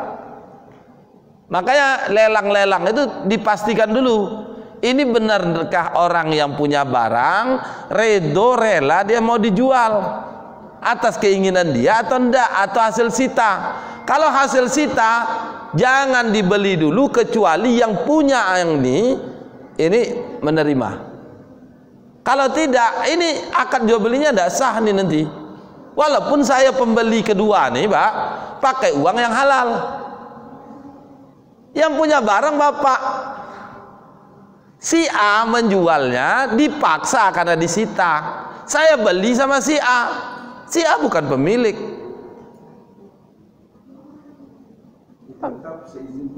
Bapak. Cuma akadnya fasad. Kan tadi kan gitu. Sebab susah, Pak. Inilah kondisi kita nih ibaratkan orang udah tercobur ke bondar loh, Pak. Lah lomak pula dalam bondar kok, beronang-ronang awak kan. Nggak boleh itu, air kotoran tuh. Itu dari air limbah itu. Mana pula tak bau kok, kata kita. Itu yang kondisi hari ini. Kita hari ini mohon maaf sudah berbisnis, bermuamalah dulu, baru dengar kajian kayak gini. Akhirnya apa? Terkesan mengekang dan menghalangi. Makanya kata Sayyidina Umar, muamalah tuh pahami dulu baru bermuamalah. Sehingga setiap langkah yang kita lalui, bisnis yang kita jalani, kita pastikan betul hukumnya boleh. Kalau boleh lanjut, kalau enggak tinggal. Makanya kondisi hari ini, untuk hari ini dan ke depan, ada bisnis yang baru, jangan jalani, jangan iakan, jangan tekuni dulu sebelum kita tahu persis nih hukumnya apa. Dan bila perlu Bapak kasih cari perbandingan juga. Ya, tanya ustadz ini, tanya guru kita ini, tanya ustadz ini. Dibandingkan, dipikir. Tapi jangan diadu-adu ustadznya. Tanya sama Ustadz Samsul, tak boleh. Tanya ke saya, boleh. Tanya ke Pak Ketua, tak boleh. Ustadz Dayat bilang boleh Pak Ketua. Itu tak boleh, itu diadu-adu nama itu. Kalau kita mau mencari kebenaran, mencari kebenaran, tanya ke sini, tanya ke sini, tanya ini, kita telaah. Jangan diadu. Itu sering yang sekarang. Ini kadang-kadang adab kita juga masalah sekarang, Pak. Menurut Ustadz ini boleh, Ustadz aja tak boleh. Ini kan kajian Ustadz, ini alasannya. Kecuali mengatakan tak boleh. Kenapa tak boleh? Penting tak boleh lah. Itu yang baru masalah, Pak. Ini tak boleh dasarnya ini. Ustadz ini bilang boleh, apa dasarnya? Tinggal Bapak Ibu telaah lah. Begitu, Pak. Jadi kembali ke tadi, barang sita tadi, ya itu harusnya ditangguh. Kalaupun mau dijual, Bapak lunasi hutang. Yang memutuskan itu kembali ke kodi negara. Sekarang itu kan sita dilakukan oleh lembaga, maka dia tak berhak memaksa. Yang berhak memaksa itu negara. Itulah perlunya kodi hakim, didadili. Dalam waktu 2 kali 24 jam kau harus lunasi hutangmu. Rumahmu harus dijual, boleh. Kenapa? Karena negara. Tapi kalau lembaga, institusi, organisasi, orang segala macam, tak berhak dia memaksa seperti itu. Hukum dalam Islam mengatakan demikian. Tapi kalau kodi tadi, wan prestasi dia ngajukan misalkan ke pengadilan, negara memutuskan dalam waktu 2 kali 24 jam kamu harus lunasi hutangmu. Rumahmu harus dijual. Negara memutuskan, kodi hakim memutuskan, boleh dijual. Itu paksaan menjual kayak tadi boleh. Tapi kalau individu, lembaga, institusi memaksa kayak tadi, itu tak boleh. Itu, Pak. Kalaupun dijual, itu Bapak yang mau jual. Yang kedua, harga harus sesuai pasaran. Dah, saya kira itu cukup. Kalau diselesaikan, tak selesai juga malam ini, Pak. Sampai jam 12, jam 1 saya yakin tak selesai juga.